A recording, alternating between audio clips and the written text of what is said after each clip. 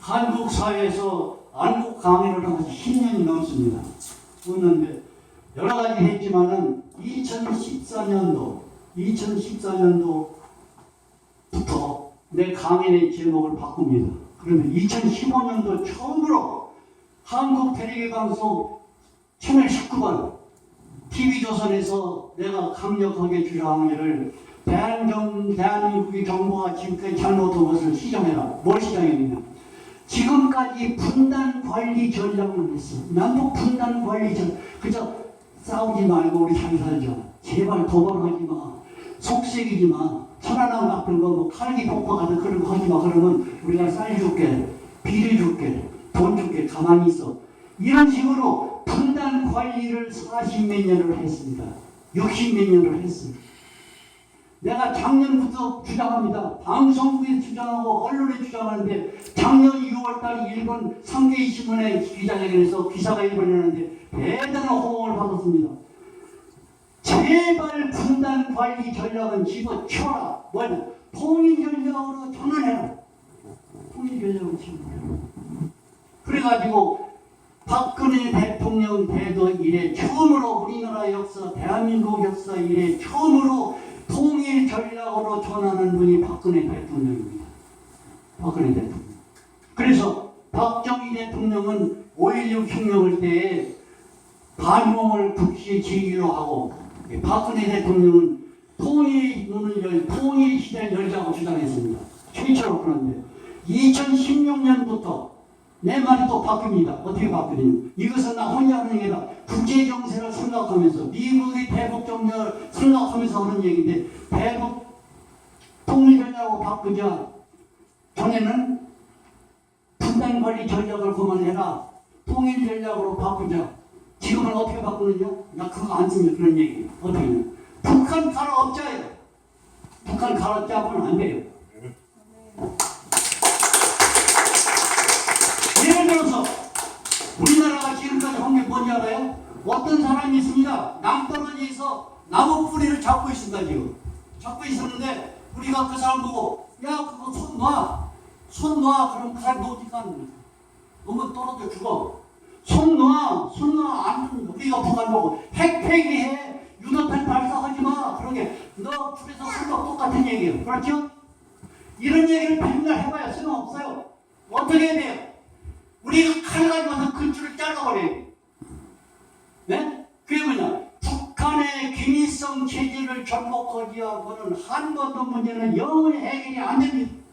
지금까지 우리나라 정부가, 의회가, 모든 사람들이 그런 식으로 생각했는데 얼마나 더 우리가 북한에 시달리면서 살아야 됩니까? 우리 7,500만 인구, 북한에 2,400만이 사는데 그 사람들이 일가족, 김일성 일가족에 의해서 왜 이렇게 시달림을 받아야 됩니까? 김일성 일가에 의해서 우리나라가 전쟁 때 죽었고, 공개 처형을 해서 죽고, 고난의 해물 때 불교사 죽이고 한 것이 약 1,000만 명이 된다고 합니다. 1,000만 명. 왜 한 사람의 가족 때문에 우리 민족이 이 시달림을 받아야 됩니까? 빨리 전복해야 돼요. 김일성, 김정일 정부를 전복해야 되는데 그 짓을 대한민국에서는 아직까지 안 했는데 그걸 하자 하는 목소리가 금년부터 올라가기 시작했습니다. 그 중에 가장 강력한 분이 한 분이 우리 박 목사님이에요. 그래서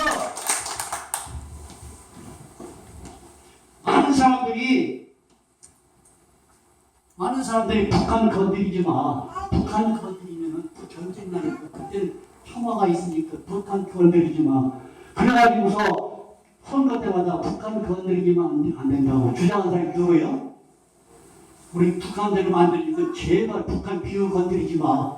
주장한 사람이 누구예요? 좀 역사를 제대로 알고 살으라고. 한명숙이가 그랬다고. 한명숙이가 안 그랬어요? 문재인이가 지금 그 짓을 하고 있어요. 지금 야당의 뭐 여소야대라고 하지만 야당이 이렇게 당이 아닙니다. 대한민국을 위한 정당이 아니에요. 대한민국을 파괴하기 위한 정당들입니다. 아직도 이 식으로 해요. 북한 건드리지 말아요. 북한. 내가 한심한 얘기 있던데 난 야당만 욕하고 여당도 욕 좀 해야 돼. 내가 작년 여름에 동해안 속초에 가서 세미나를 하는데 내 강의 시간에 한 5분인가 10분이 남아서 방에서 텔레비를 보는데 무슨 일이 벌어지는 거니 우리나라 여당의 외교 국방 분과위원장에 나오는 나경원이라는 의원이 있어요. 이번이 당선도 됐었잖아요. 거기서 뭐라고 하니 북한의 경제원료를 향후 10년 더 해야 된다고 그랬대요. 그 얘기를 듣고 너무너무 한심해서 이런 사람들은 우리나라 국회의원이고 국회의원 정도가 아니라 외교 안보분과위원장이라는 사람이 이런 짓을 하고 있습니다. 북한 경제원료에서 북한이 살아납니까? 김정은이 배째를 주는 거죠. 그럼 김정은이 배째를 준 건데 유도탄 발사다고 하죠. 왜 그런 생각을 못합니까? 우리나라 왜 이런 생각을 못합니까? 그래가지고 이제 통일지향 정책을 박근혜 대통령이 발표하는데 많은 사람들이 야 통일하면 안 돼. 왜 안 돼? 엄청난 비용이 들어오니까 우리나라가 폭삭 나게 안 된다. 그렇지만 박근혜 대통령은 그 사람이 철학이 있고 정책이 있기 때문에 강행을 하는데 무슨 얘기를 하는지 통일은 대박이다. 무엇이 대박이냐? 지금까지 하는 얘기는 내가 얘기 아니라 우리나라 통일부에서 제시한 데이터입니다. 잘 들으세요.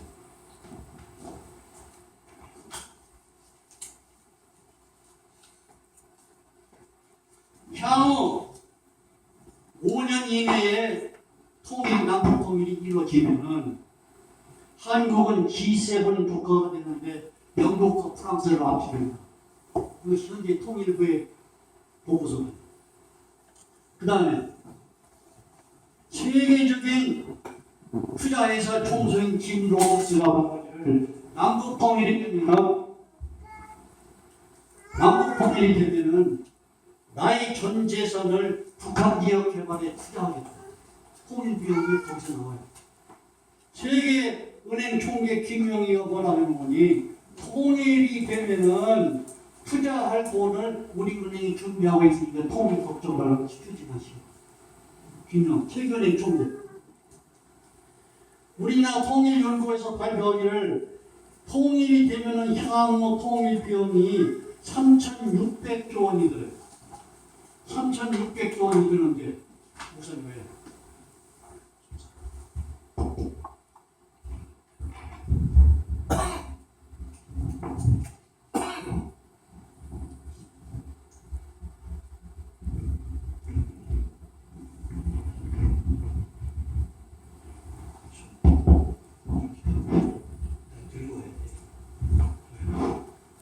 향후 20년간 통일 비용이 3,600조 원이 돼요. 그런데 통일이 되면 국가 수익이 얼마나 되는 거니? 6,800조 원이 됩니다.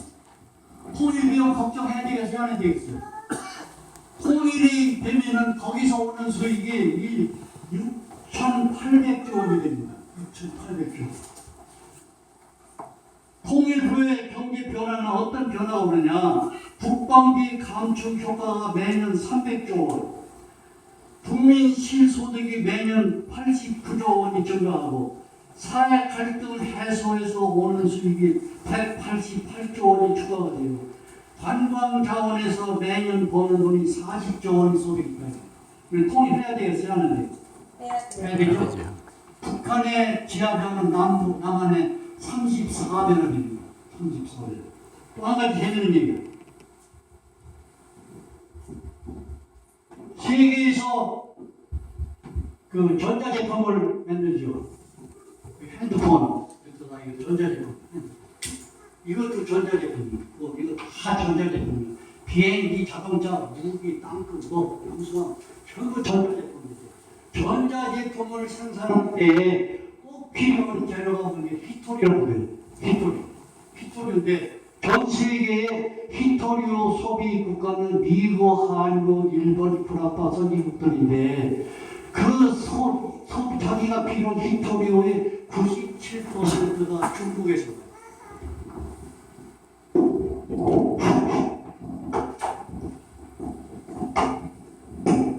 중국에서 와요.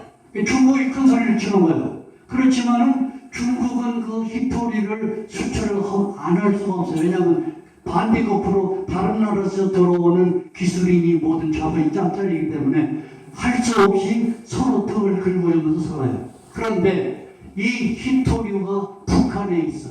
엄청난 매장이 북한에 있습니다. 두 번째,